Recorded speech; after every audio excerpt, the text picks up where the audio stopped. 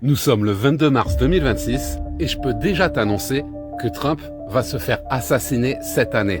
La guerre en Iran, c'est une diversion qui a commencé pile poil comme de par hasard au moment où Elon Musk a lancé le 10 millième satellite V2, rendant la prison Starlink-Neuralink fonctionnelle. Est-ce que tu penses que c'est une coïncidence ou qu'ils suivent le calendrier du nouvel ordre mondial? On est vraiment dans le film Don't Look Up, déni cosmique. On pointe tous les projecteurs dans le désert iranien pour pas que tu puisses voir ce qui se passe actuellement dans le ciel. C'est le lancement de la version V3 dès le mois d'avril. Ce ne sont plus des satellites, ce sont des serveurs orbitaux, autonomes et gérés par une IA indépendante de la Terre. Une intelligence non humaine qui n'a même plus besoin de câbles au sol pour nous dicter notre pensée. La prison est prête, mais pour qu'on accepte d'y entrer, ils vont devoir nous choquer. Et c'est là que Trump intervient. Il incarne les trompettes de la mort.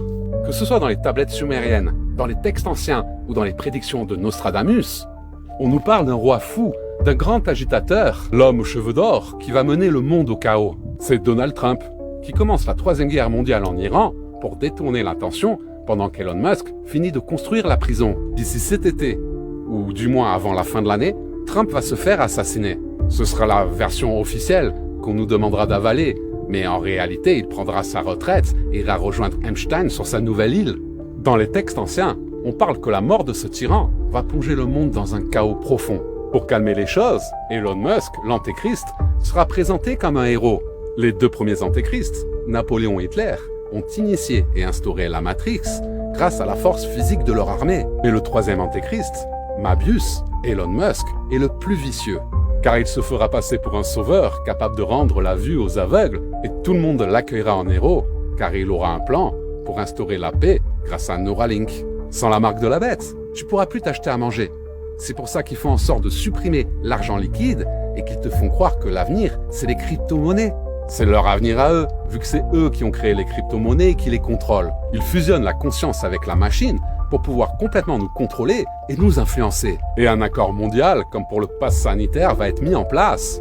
La boucle sera bouclée. Starlink, c'est une cage de Faraday géant pour nous couper des dimensions supérieures. Mais t'inquiète pas, ce plan a une faille. Ils peuvent verrouiller le ciel, mais ils ne peuvent pas verrouiller notre cœur. Pendant qu'ils construisent leur prison, une fréquence bien plus haute est en train de déchirer la cage de Faraday. C'est l'appel de l'éveil, des Pléiades, par le biais de Shambhala. Nous ne sommes pas seuls, et nous n'avons jamais été seuls. Ceux qui écoutent leur intuition, ceux qui refusent de fusionner avec la machine, et qui ont choisi de s'aligner aux fréquences vibratoires de la nouvelle Terre, sont déjà inaccessibles. Tu n'es pas coincé ici. Nous sommes en transit vers la nouvelle Terre, car il reste une dernière prophétie, celle que les maîtres de la matrice redoutent tant. Les textes anciens précisent que c'est quand l'ombre sera la plus dense, l'homme de lumière s'élèvera. Il ne vient pas d'un trône ou de la Silicon Valley. L'homme de lumière, né en chacun de nous, c'est le retour de l'Esprit Saint. Quand le faux sauveur offrira le métal, l'homme de lumière offrira le souffle. Il brisera la cage, non pas par la force, mais par la fréquence. Car là où les machines ne voient que des numéros, l'homme de lumière, lui, il voit des âmes. Notre lumière ne vient pas des satellites, mais de la source originelle. Le règne de la machine s'éteindra au premier cri de la conscience éveillée. Alors reste ancré, reste humain et garde la foi. La porte vers la nouvelle Terre est déjà ouverte pour ceux qui savent la voir.